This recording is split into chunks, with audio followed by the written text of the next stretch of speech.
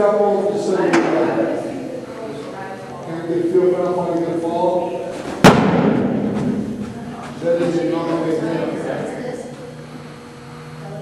put it over here. Good? No,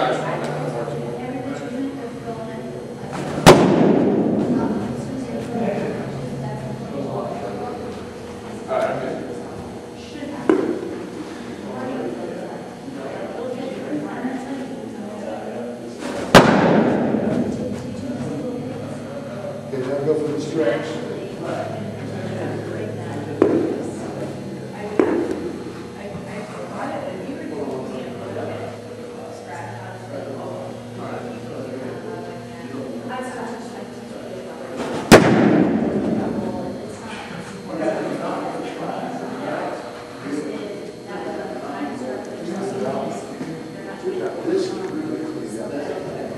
This is really clean up.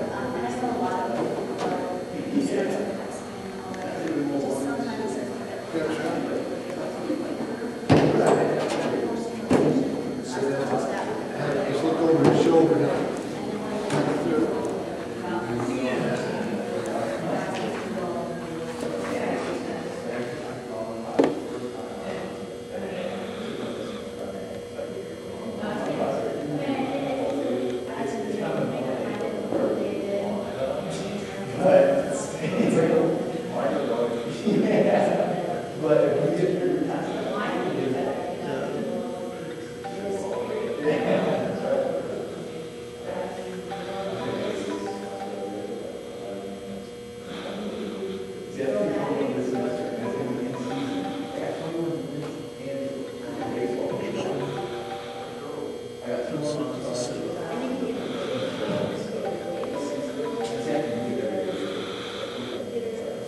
How old are you? 17.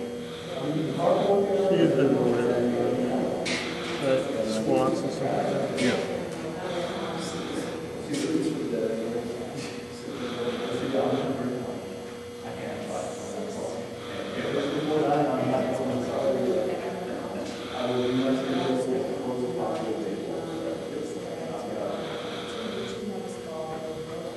It's almost better out of stretching as the line.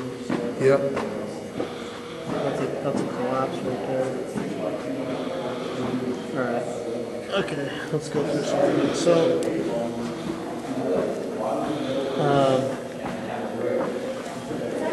let's see where to start. There's two parts of the delivery. There's two main parts of it. You have the first part, storing energy, and you have the second part, releasing energy. So up until, there's a certain dividing point where up until that point you want to store, and then after that it's just all about releasing energy. In order to do that, as part of the first half of the delivery, storing, you store energy on your lower half and you put your upper body in a position where it can connect. Then the release part, you release the energy on the lower half, and because the upper body is in that position where it can connect, everything just transfers up and kind of flows through the upper body without you having to really worry about the upper body. So the mark that we kind of use, and I'll go into this, I'll go into it more and I'll show you exactly what I mean, but from the ball of your foot, the line straight along the ground and through your front hip is the kind of dividing mark that we use, and I'll explain that in a second, but just so you have an idea. Now, ideally, in a perfect world, it'll never happen because the human body is not intended to move that way. But at foot plant, so at weight bearing foot plant, ideally you want your hips, your belly button facing directly towards the plate, and you want your shoulders facing directly towards third base. So you want 90 degrees of separation between the two. Ideally, you'll never get there, but you want to try to work as close to that as you possibly can. In order to do that, you have to obviously rotate your hips before you land. So there's a certain mechanism to do that. If you see on this video here, so your knee kind of, see how it kind of collapses inward? Yeah. So you have an angle. You have an angle that comes like that? Yeah. That's kind of like a collapse. So your hips are still facing this way. Yeah. And then at landing,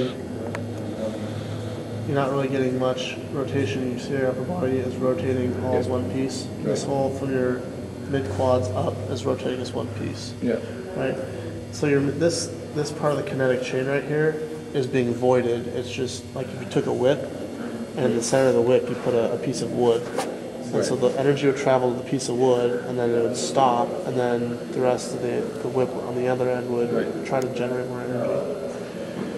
So we got to get you more efficient on getting to this position here, where your hips are facing that way, and still having your shoulders face out this way, right? There's ways to do that. I guess it all starts, well, it starts back in the beginning.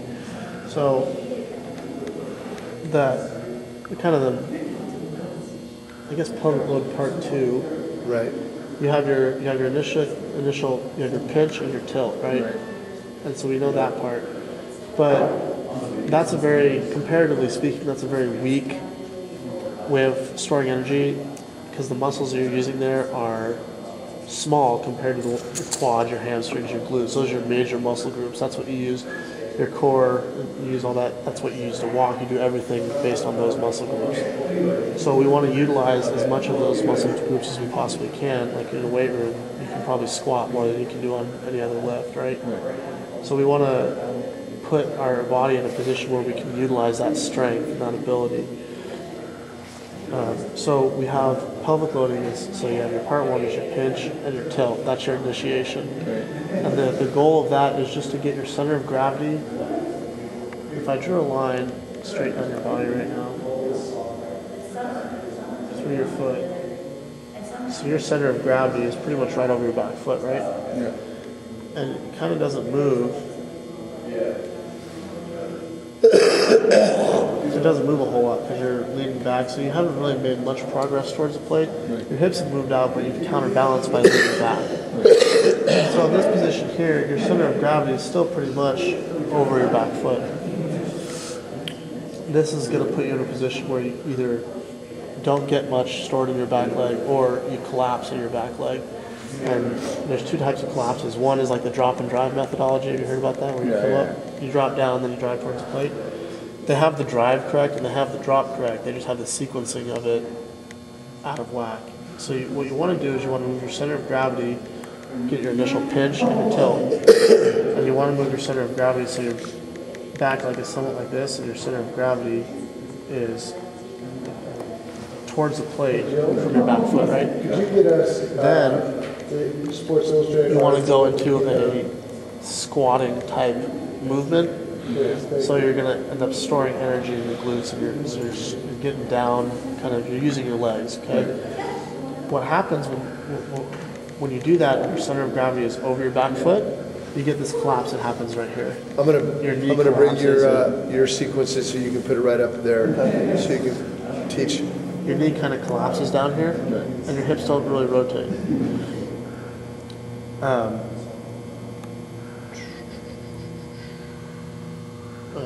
I'll show you on this person. What we want to do is we want to see, okay, so it's proper squat technique is you flare your feet out slightly and you want to push your knees out when you squat down, right? You don't want to have them collapse in, right? So we want to see that's what Ron was talking about kind of a boxy look on the backside. If you look at like Verlander and Linscomb and a lot of guys like that, it looks like they're almost sitting in a chair. It looks like they're throwing almost out of this position.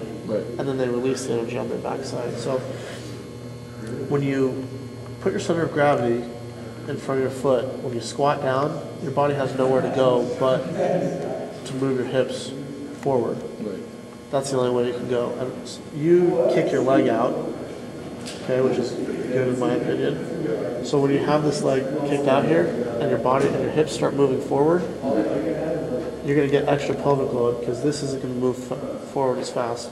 I don't know how much you know about physics, but that lever arm out there doesn't swing. It's like an ice skater. When they want to rotate slow, they like this. When they want to rotate fast, they bring their arms in. So this kicking out is like a delay mechanism, so your hips don't open up. So it almost acts as like a firm front side to push into, like you're hitting. So when you start squatting down and moving out, you're going to get an extra pelvic load because this thing is going to move as fast as your hips. So then you're going to get more pelvic load out of it, and you're going to put yourself in a position where you're storing energy in a strong position on the backside. So that's the kind of two parts of the pelvic load. You want your initiation, you get your pinch and your tilt to move your center of gravity in front of your back leg. Right. And you don't want to do it too fast because the faster you're moving, it's hard to sequence everything up. You know, if a train's going by you at 60 miles an hour, you got to shoot a little target on one of the cars. It's a lot harder than if it's going by you at 5 miles an hour, right? So I'm not telling you to slow down, but it's just you got to find your rhythm of how you can sequence everything up, because the sequencing is more important than just the momentum and moving fast. So, Just 1 second. What he's saying is, momentum is a force, but sequencing is a summation of force. It's a force multiplier. So it's not that momentum isn't important, but if you put them all on a list, it's not near as important as the sequencing, and that's what he's talking about. And do you understand what it is he's supposed to sequence? I mean, in other words, yes. Did you understand, Lane? I mean, I'm sure you do, but I'm not sure I understood. I haven't gotten into the whole. Okay. I haven't explained it as. Oh, you haven't? Okay, good, okay. I'm just trying to get the basic Okay. principles laid down. So that's your idea of how that's your two parts of your pelvic load. So that's all the storing of the energy. Right. Now you got to release the energy, right? So the storing of the energy, you want to get into a position where you're kind of squatted down and in a position. It will help when I have the Sports Illustrated article, but I'll show you a little bit here. I'm going to do just one video actually at a time. So if we look at when our hips start to rotate, and this is what I was talking to you about, the 45-degree mark, the hips still haven't really started to rotate yet. Right. They're still pointing this way. And if you draw a line parallel to the ground through the ball of your foot, and then up through your front hip, so your angle right there is 28, right when your hips start to rotate. Yeah. The ideal range to release that energy in the backside is between 40 degrees and 50 degrees. Okay. So you're looking at an angle more of like there. That's a 46-degree angle there. So you want your hips to be about there as you start to release the energy. This happens, that's a collapse. It's like when hitters hit, they take their back knee underneath this way, and that's what gives their hips, their front hip is above their back hip, and that's what gives you your swing path, right? In pitching, it's not an underhanded swing path, we're over top. We want our back hip to be over our front hip as we get out front, right? So that there, you're collapsing, you're not storing as much energy, and you're not releasing. You're just basically all your energy that you're getting transferred is just based on your pelvic load and this tension you have going on here, and you're trying to transfer that up top. So what's happening because of that, because you can't store very much energy there, comparatively speaking to the lower half, you don't get as much separation because your body, you don't have enough force being thrown through the midsection of your body to get everything to separate and to get that Linscomb-esque like separation. Right? So you'll see your upper body just rotates as one piece. There's not really much separation there. Okay, and so that's just like the length of the wood in the middle of it. Yeah. Okay, so the sequencing of it, what we got to do is we got to get you to move out slightly here. So we want to get this out to about here, right? And with your upper body kind of in a position like this, your head should be over your back hip generally around there, because if you get too far outside, it's hard to rotate. You're disconnected. So if we can get you to look kind of like this, right? That'll put you in a position where, if you imagine your other legs coming out this way, now that's a position where you can squat, right? That looks like a pretty good squat technique there. Then we got to get this thing to sink down, and as it sinks down, because you have force being applied this way,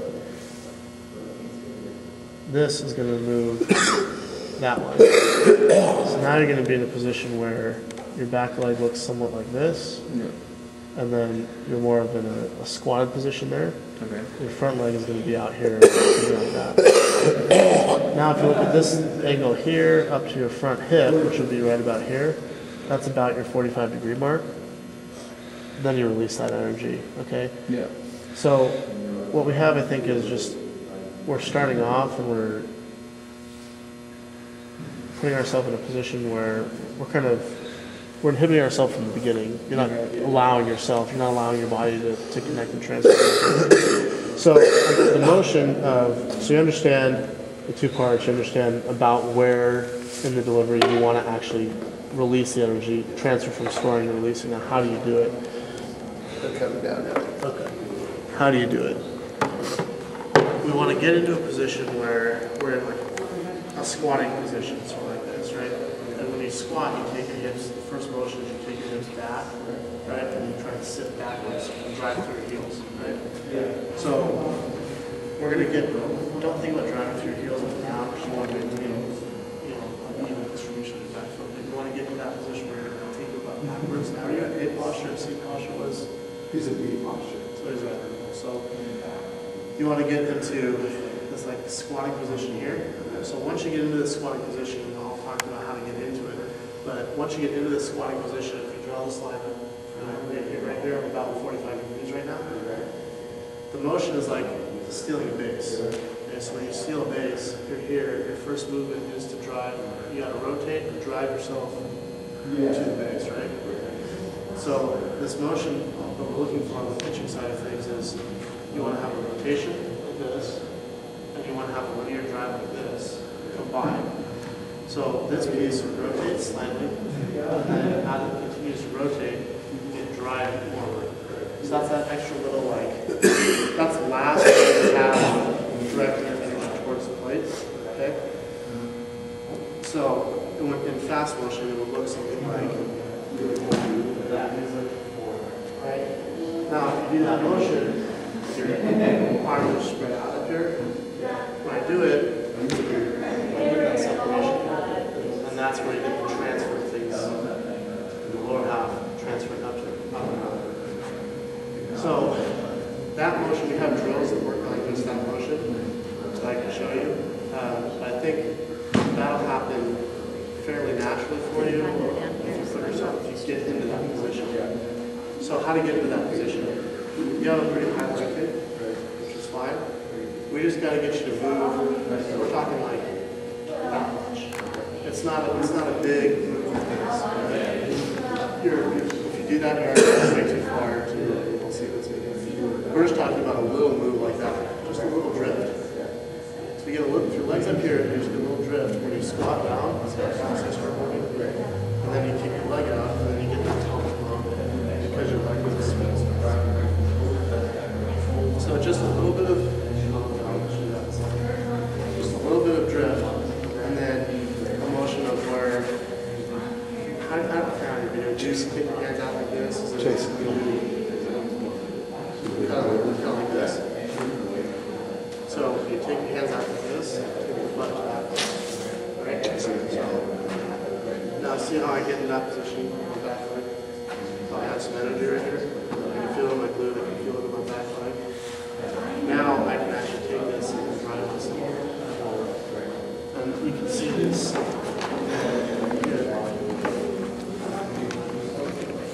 So when I lift up, I get a little bit of a drift going, right?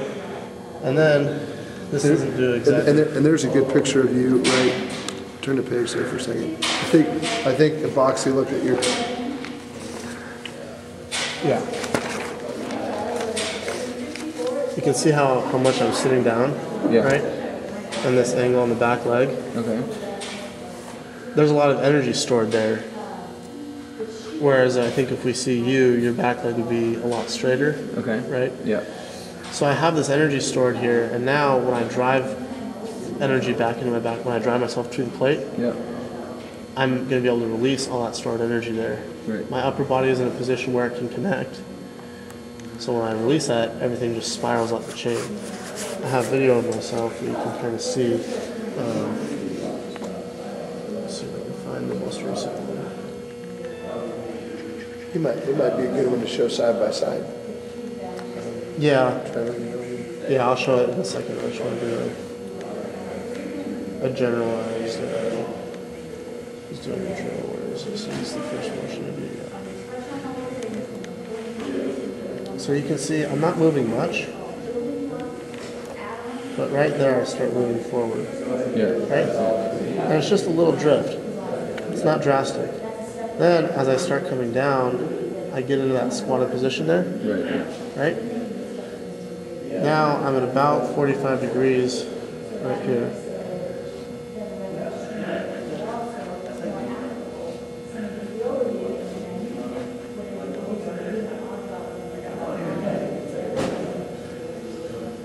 Close, Yeah. right, between the 40 and 50 degree mark. Now you can see this back side starts to rotate, and that's what drives me to the plate. So back up, you can see it.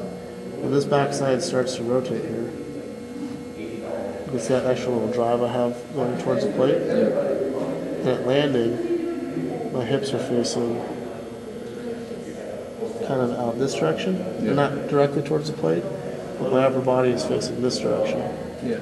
Right? And that's where you get that separation. I have this linkage here from the lower half is pretty much done rotating. I have one frame afterwards, which it rotates. That frame there, before it starts kicking up over the hip. But I have, this is pretty much done. The lower half is pretty much done. The upper half hasn't really done much yet. It's just stayed sideways. Right. So right now what's working is just the energy is being transferred straight up through the midsection.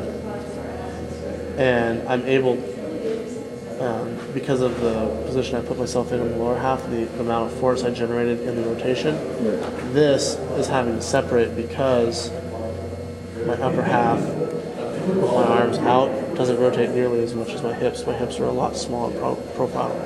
Right? Okay, so let's look at the initiation of this and you.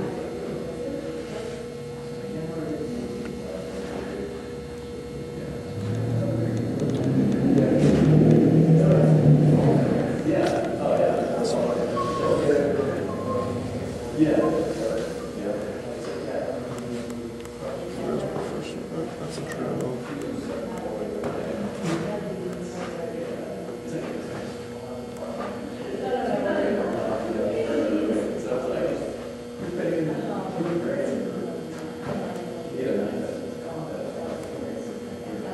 Okay, here's top of leg lift for both of us. Yeah. I hate this automatic rotation thing sometimes. So you can see how I'm moving out, Yeah. right? And so it's a very similar position, but I've just moved out slightly.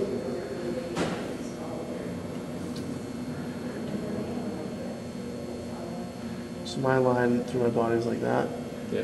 and your line is kind of like that. Right. So I've moved my center of gravity. If you look at my center of gravity, it's probably right about there, Okay. right? And yours is still kind of back here because of your counterbalance. Yeah. So I've moved mine just slightly farther down the mound. So now you can see me getting into that kind of squatted position there. Yeah. Whereas your left hand just collapses in, Yeah. right? So you can see how mine goes from that squatted position, now it releases, Right. and I get that drive towards the plate, whereas yours just kind of collapses. Yours just kind of collapses and sets you down. Yeah. You see that little motion right there? That's how you can kind of tell. Your foot will get to a certain point and it'll just set down Okay. because your body is run out of ways to continue moving towards the plate. Right. So it gets to a certain point, it's like, well, I gotta land, so just the foot comes right down. Then you end up landing on your toes, your front side's slightly weak, and you don't get much separation because you're just coming straight down instead of being driven towards the plate. Right. So you see that happen, right? Your foot gets to about the white line, it just kind of sets straight down. Yeah. And that forces your hips and your upper half to rotate together. Right. Okay. And so you would want the foot not to land as quickly, or you would want... It's not necessarily, the foot is a symptom Right. of stuff that's happening before. So it's not necessarily you don't want the foot to land as soon or delay the foot landing. You want to get the back side working in such a way that the foot's going to come down naturally. Right. Whenever is right for him to have the foot come down, his body will put the foot down. But you want to have the rotation happening before foot plant. Okay. Whereas right now, he's getting kind of more of just a collapse in the foot plant. Because his foot's already on the ground and his hips are still facing kind of that way. Okay. Instead of. And now I start rotating. Okay. Whereas at foot plant on mine, there's weight bearing and my hips are facing pretty much out this way. Okay. And you started to rotate earlier because of the squat position? I put myself in my body in a position where I could go through that motion. I could rotate before foot plant. Right.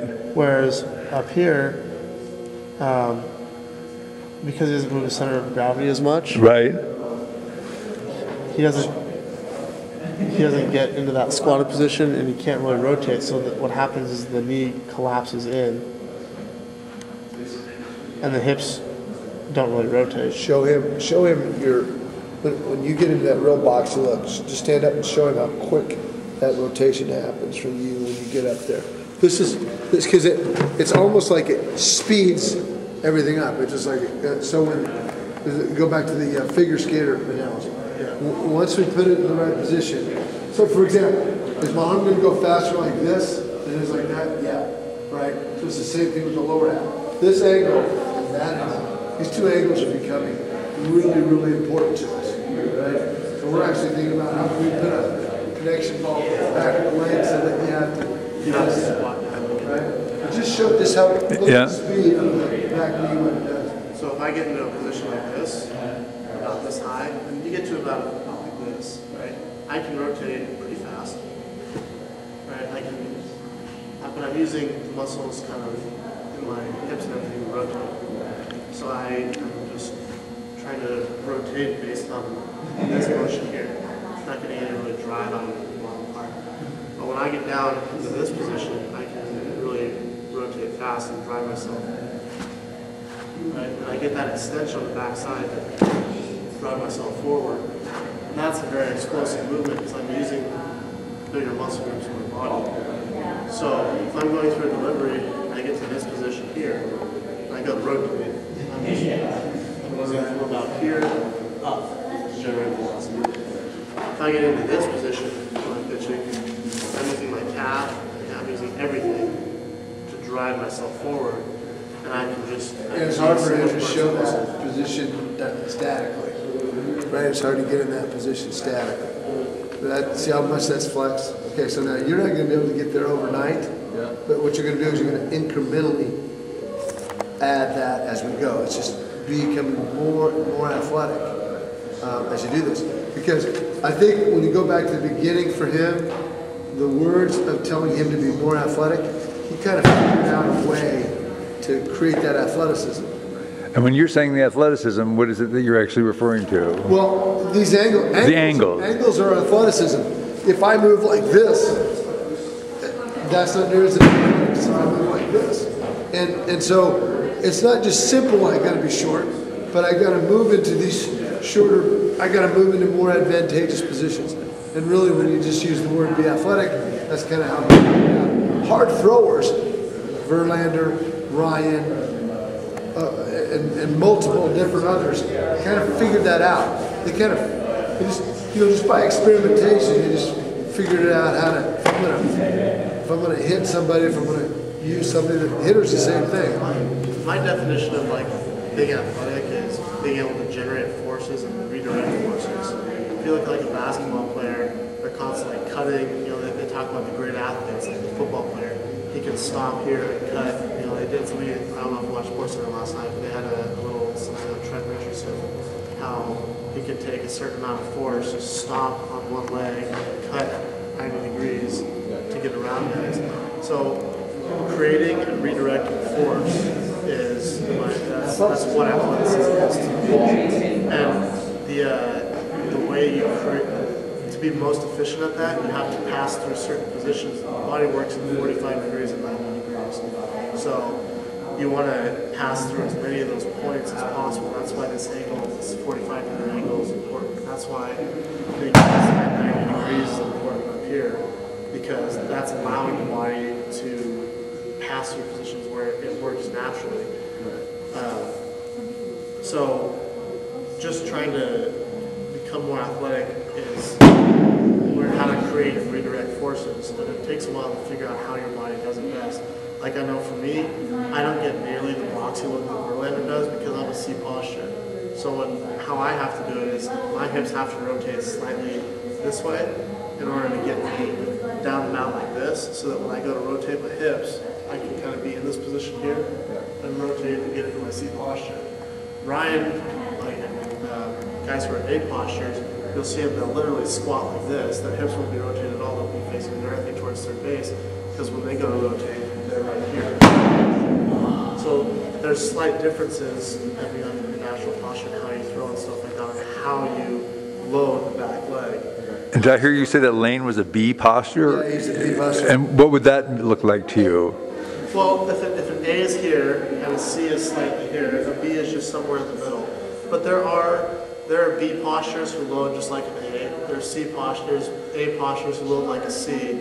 It's just, there's a lot of different ways to store energy. You have to figure out how your body, I think he may be even asking, what is an A posture? I don't think they're familiar with A, B, and C posture. Right. A posture, release, you're here, straight up and down. B posture, slight spinal tilt. C posture is even more spinal tilt. Okay. So in order for, I'm C posture, when I release, I'm like this. Right. A lot like Linscomb, Weaver. So in order to get into this position at release, I have to kind of rotate my hips this way. That way I can direct my energy slightly back this way. And That's how you get your boxing. Yeah, and still stay in line. If my hips were like this and I wanted to get my energy like this, I'd be falling over backwards. My energy would be going this way instead of towards the plate. So I rotate my hips slightly and get slightly back, and I can still direct my energy towards the plate, get into my boxing this way, and then when I go to rotate and drive this forward, I get actually into my C posture for release.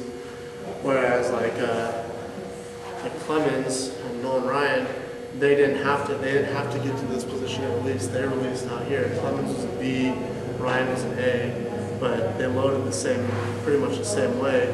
They had a very squatty look. Their hips were facing directly towards their base. So they get into the position here, and then when they released, Clemens happened to go. Clemens rotated and went like this. Ryan rotated and went like this. So there's a slight difference in posture, but they loaded the exact same way. B posture. He's not an A, but he's not a C. Right. He's a B. He's got slight tilt. So I'd say for you, there's like two things that in trying to work this back leg and figure out how it works, there's two parts of it. One is, does your body have the ability, once it gets into that position, to transfer the energy? That's a big part of it. So you have to build up your ability, you have to build up your engine, your strength, your explosiveness and stuff like that. Then there's also the part of sequencing it and not just getting to the position, but passing through that position as part of the fluid delivery. So you got to work on both. You got to work on, okay, a static position. Once I'm in this position, how do I go from here? It's like the deceleration. You take out anything before it. I'm learning distance motion and you work backwards. So you got to work on, once I'm in this position, how do I release that energy? How is it most effective for me to do it? Then you got to work on trying to move, get all this stuff to end you in a position where here, now you know how to go from there. So there's drills that we have that help just from this position get the motion, train the capability, train explosiveness in the backside to go from this position forward. Build up your engine, build up your strength and power, all that stuff. Then we have to blend that back in to try to figure out how to pass through that, how to get to that position. So this is our little, this is a little Torture chamber. This is to create the feel for what, okay, because he can, it's just like that. There's a difference between the intellectual understanding of it and the physical application of it, right? so the physical application is not more important, but it is the thing that is hardest to get. Right. You can pass out an exam on good pitching mechanics. It's another thing to replicate it physically. Right. So just like on the upper half, you want the upper half to be connected, you want the lower half to be connected. Right? And so there's different pieces in how the lower half is connected. So we have three connections, one on our glute, one on the side of our hip, and one kind of our back of our knee. And we use this resistance. And the cool thing about this is in every different aspect of the rotation, squat, and everything, you get varying degrees of resistance. So every motion you're going through, every piece of it, you have resistance, so you're training everything. Okay. Hold that. Where? You're the weight. You're gonna. So everything's at 45s and 90s. So we go 45 degrees back behind us, right? Because we don't want to just move this way. So if the band is right behind us, we want to just move linearly. We don't want to just rotate. So if the band is back there, we just get into this rotation. We want to combine the two, so we split the difference. We get into like a squat position here, and now scoot back a little bit. From here, we're trying to get this thing to rotate first, right? This starts the rotation. Then we're trying to drive this thing forward and go towards the plate. So in fast motion, it's really hard to show in slow motion. The best I can do would be kind of like this here, and drive towards the plate. But you can slow the video down, right? Yeah. So you can kind of see it. I have it on my iPad that I can show you too. But the position, the drill we do is like, I'm going to go through it. So you go like this, and you get the position you can be connected. You just drive forward. And you're really trying to be explosive and drive yourself as far that way as you possibly can and stay as low as you possibly can when you're driving. So we don't want to drive up like this. We want to stay low and drive that way. And you can see, if you put, give me that connection ball. Put a connection ball on up here, a connection ball on here, and you drive, you get this look. You're going to feel it in your core because this isn't rotating as fast as your hips are. So we'll hook this up to like a bar, we'll hook up one of the bars, and we'll do like 10 of them in a row, just training motion. Once I get to this position, how do I release it? And then we'll take it off, and we'll go put a connection ball in, and we'll do a blend where we do this drill. We throw a baseball with it with no band on us, so we'll get into a position here. We'll replicate, we'll have a baseball in our hand, we'll do the motion, we'll actually throw. So we'll blend that in, and then we'll go into an actual delivery and try to pass through that position and transfer it over. So that blend is up in here, so you can kind of see a little bit of the carryover. I'll say this.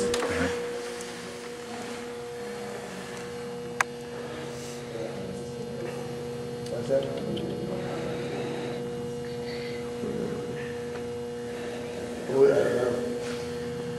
So right here, what I was doing is I go through the drill.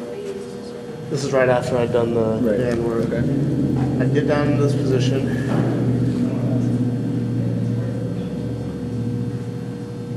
There's my boxy look. I can see I'm starting to rotate it and drive myself forward. Right? So there's my landing. My hips are facing kind of out this way, my upper body's facing this way. Yep. And now I connect up and rotate around a stable front side, and all the energy transfers up through the hand. Right. So I did that. I'll just play it for you so you can kind of see. I did one of those, and I came back and I think I did 3 of them, then I went to a delivery. So you can just get an idea of like the position I am in with the back leg, so you can kind of get a feel for it, and I'll show you in the delivery I get to a very similar position.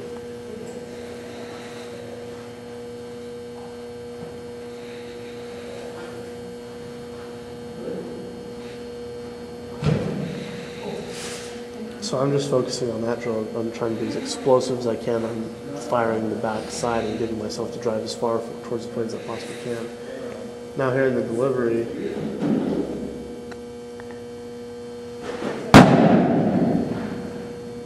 I don't get nearly as low, Yeah. but you can see the similarities between this position and my starting position on the drill. Right. So I've managed to get into a comparable position. So now, because I train it, my body knows what to do from this position. So you'll see right about now, my knee starts driving me forward, and you get that same rotation as you do in the drill. So there's my weight-bearing foot plant. And now my hips are facing out this way. Again, my shoulders are kind of facing that way. Also, he is, by doing that drill the way he does it, he is stronger on the end ranges of motion. Therefore, he's going to be able to incrementally over time be able to get closer and closer to the drill work and maintain that powerful position. So that's the reason it's important that you blend that. It's a great thing, great carry. I think the reason I don't sit down nearly as much in delivery, I'm not strong enough to do that yet. In a dynamic way, I can do it statically, but when I'm actually passing through the position, I'm not strong enough to maintain that. That's pretty low, bud. Yeah, it can be a lot lower. Linscomb is, Yeah. but yeah, the more, if I can just increase, if I can get an inch lower, you know, year to year, and I can store a little bit more energy year to year, that's going to help. It helps with a lot of things. Obviously, velocity, the creation of force, and so you increase your velocity, but the more you use the big muscle groups in your body, the longer you can go because they don't fatigue nearly as quickly. And they also keeps you in line when you're walking, when you're running, all that stuff. So the better you are at using the bigger muscle groups, the more in line you're playing, your control's going to improve, you're going to be more durable, you're not going to tire out as quickly, you're going to be able to throw harder for longer and have better control with it. So that's kind of, hopefully that kind of explains to you what This, we're kind of looking for. David, this is where the velo is going to come. Right. Connection from the lower half to this, right? And that doesn't mean that this is not now as important. It is. We need to continue to work on it, but it's connecting the lower half to this upper half and getting that energy to go through the middle portion right there. There's what, right now we got kind of a block. We got kind of a blockage there. And Is it a physical blockage, or is it just a? We don't really know. It could be a strength constraint that is not maybe strong enough to get into those positions. I don't think that's what it is. I think it's just a movement pattern issue. Oh, okay. That he has developed a movement pattern where he's not really allowing his body to pass through those points because it's unnatural. So the body compensates and it doesn't function as efficiently as it could. So I think if we fix the start of it, if we get him just to drift a little bit forward as he's moving out, and we get him to kind of feel those positions, and the body gets comfortable. Oh, okay, I know what it's like to be in this position. I'm comfortable in that position. The body is more inclined to pass through those positions. Right. So it kind of starts blending in. Just from being in a static position, you get a little bit of a blend because the body becomes comfortable in that position. And then when you actually go through the blend of being in that position, delivery, then that's when you get the real meshing and the real blending of it all together. could you pull up his just real quick? There's one thing that he said that I want to reemphasize because Eric Bender's been doing some really good work on this. Just get him to the leg lift. Yeah, and have him come down. What Eric is finding is that all the power pitchers not only have a boxy look,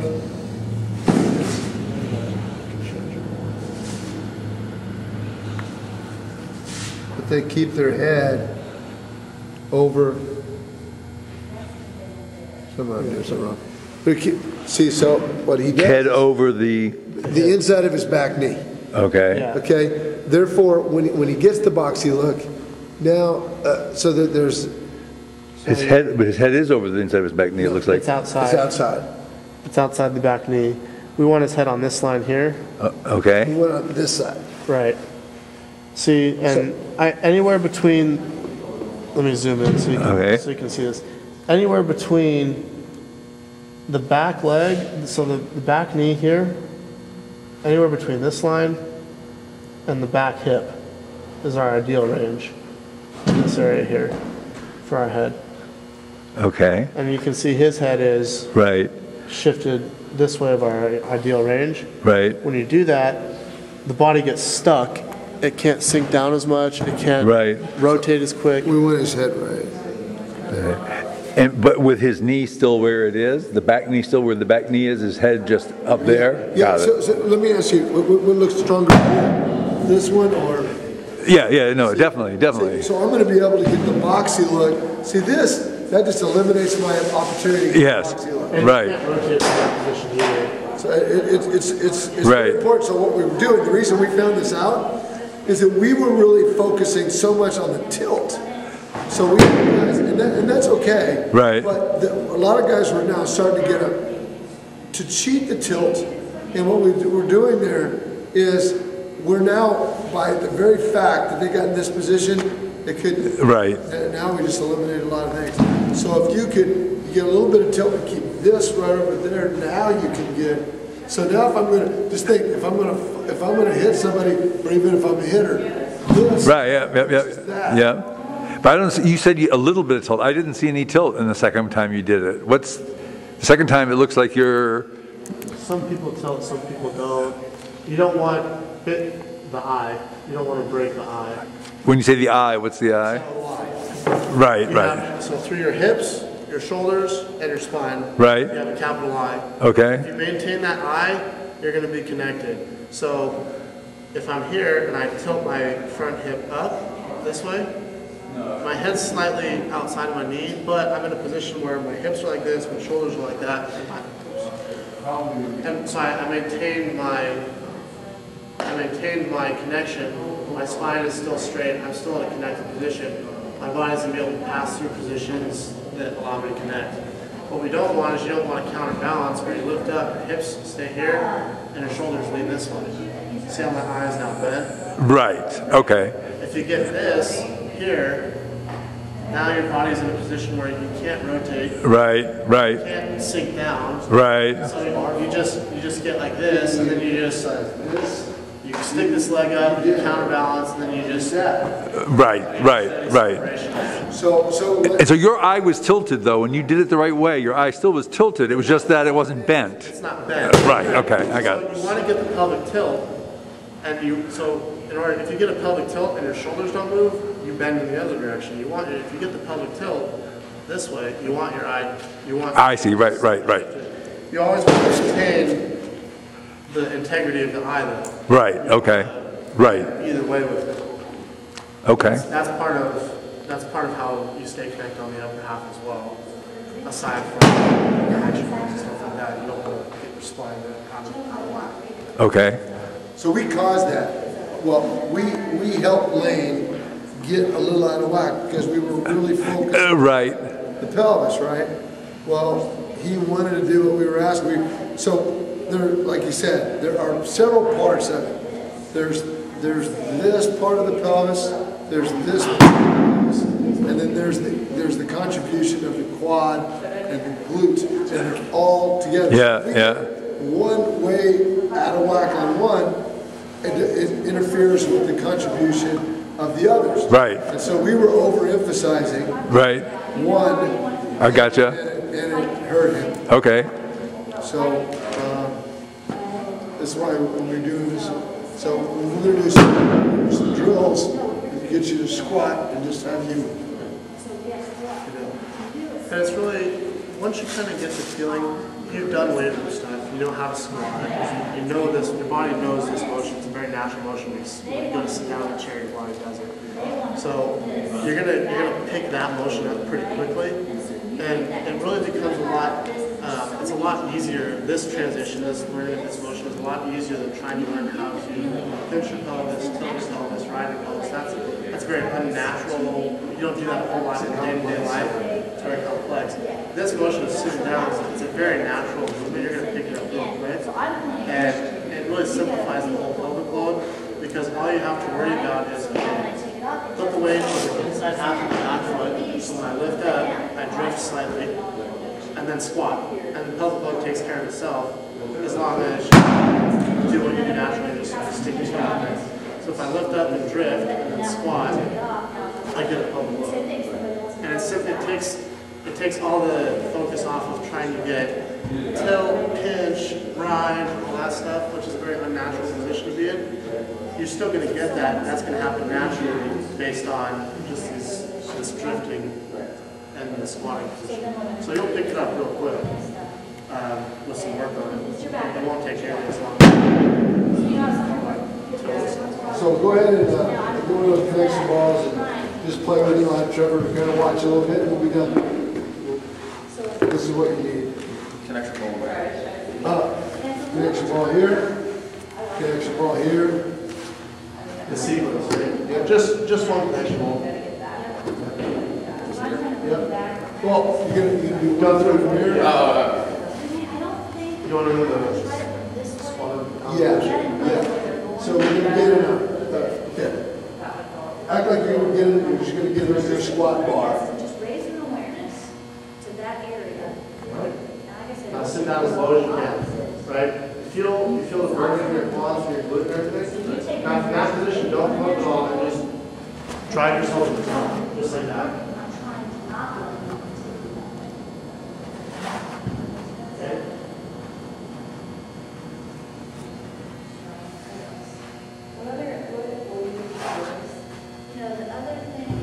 You don't have to get quite that low. Just maintain a little bit of your butt above your knees. Right? So right there. And then just throw it through. Actually throw. Now, that didn't feel near as weird as you thought it was going to, did it? That's because a squat's natural, this is natural. Actually, what's not natural is that. Okay, so we're actually working with physics and not against it.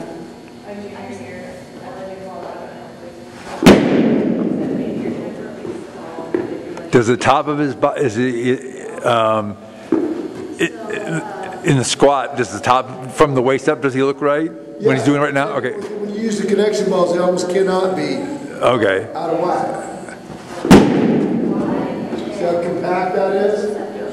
Now, what I would suggest that you do to make this feel a little better is you start in a semi-squat, go to a squat, and move out of that. Because it's not very natural, even in a squat, it's not very natural just to hold that position. So it's good, it's kind of bang it at the bottom, kind of. So in the delivery, when you go through it, you start in the position right here, and you're going to go down to the squat and come out of it. So when you do the drill, into a semi-squat, and then when you actually go through the drill, you get a little lower. So you kind of simulate that, hitting the bottom and then driving forward.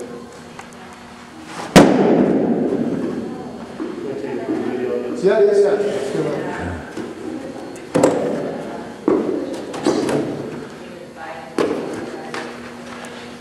If Trevor, Hold on one second. Trevor signed out, would that be? All right, go ahead. You got another one of these. No. Mind your way here, I'm sorry. I'll have Trevor sign this for you too. Okay, great. Do, Thanks. do one more.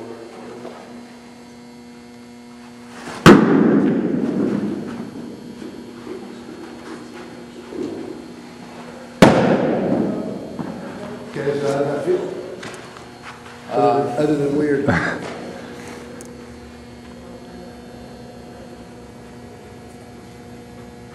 Look where your head's at. And is that right? Is his head right? Okay, that's part of it, yeah. So there you have a lot of energy stored. Now you're directing it to the plate, right? Yeah. And as you get more familiar with it, this thing will start being more out here, right? And your upper body will be more straight up and down. You're really, your body will naturally, as the goal of the drill is to be athletic, Right. it'll naturally come into those positions. Which, the first thing you said was, you said Something more like here. Oh, okay. Yeah. Your ground force angle, your shin He'll angle. have this angle back here, and it'll be very similar to this angle out here. Okay. So this one's like, if that's 137, this one will be about 137 that way. As he gets more familiar with the Right. drill and stuff. But you can already see in the landing how much more rotation you have out of the hips. Right, This weight right. bearing. Now your hips are facing more out this way. And that, you know what that means? Velo. Yeah. That's pure velo. Rotation is power. Right. And you can also see how you can see there's some frames here where your lower half rotates and your upper half isn't rotating. You're already starting to rotate your lower half there. Right, yeah. You know, and your upper half is still not rotating. So now you're getting some separation. You're getting a little bit of transfer through that. Film one. And that's good, right? You want there to, right. Film one more, and I think there's something that will really help him. You need two balls. You need one here and the left side. Left side, yeah. That'll delay that upper body rotation. Yep. You do have two balls, right? Okay, so let me help you with this one. First one, it's just like that. Second one, it's like that. There we go.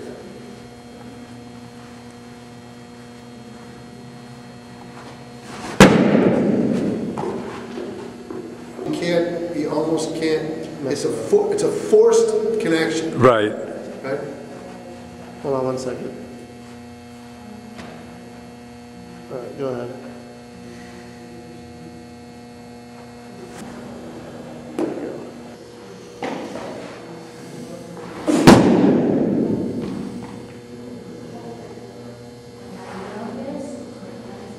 There's your rotation. Upper half still hasn't really rotated yet. Yeah, it's 30, 40 degrees further. Yep. So you can see how much more powerful that looks, Right.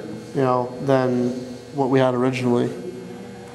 And as you get better at this leg will start then projecting more Right. out towards the plate. Yep. You'll get more energy being driven this way as you get more comfortable with it. And you'll start seeing that leg get out here. It'll brace up better, Yeah. and you'll start getting more connection. And one final thing I want you to emphasize while you're doing this. Yep. As you're doing this, I watch Cody do this all the time.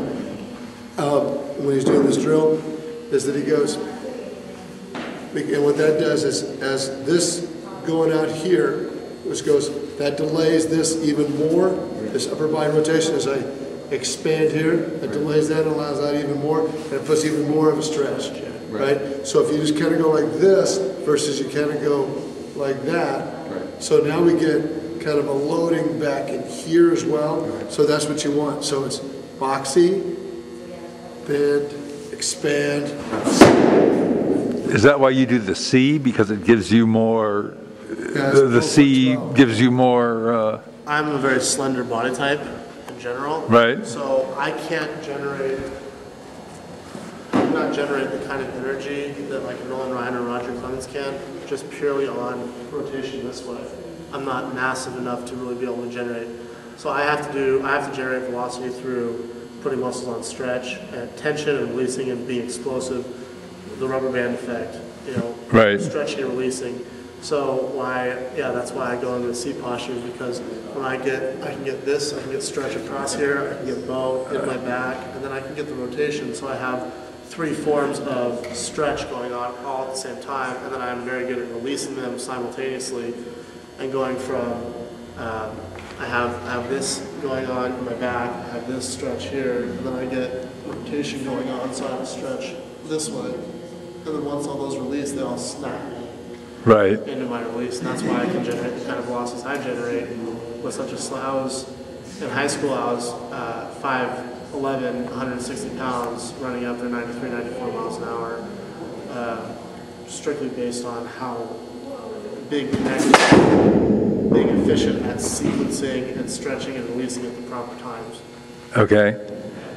Feel and just trying to be athletic and trying to figure out how my body moved best and stuff like that. So it's going to be different for him than it is for me. Right. It's for the next guy. And it just happens. It's deliberate practice. You have an idea in mind. Okay, I have certain principles that I know I need to be within. Now, how does my body naturally work best within those? Yeah, so it's here and here, right? And so I want you to kind of bow, you kind of dip, and then you turn up. That's it.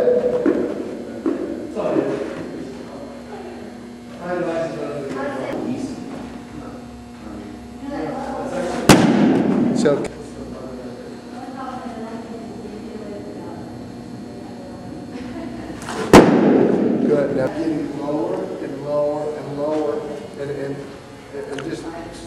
like when I said about holding this. Yeah. Just work it down. So let's do the one without the balls down.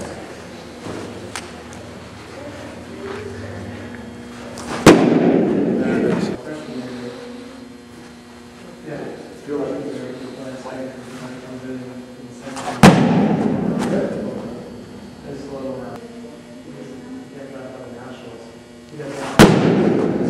Which one was better, that one or the previous one? The way it's going to be, just like you learned to walk, it's going to be fail, learn, adjust. Fail, learn, adjust. And, you know,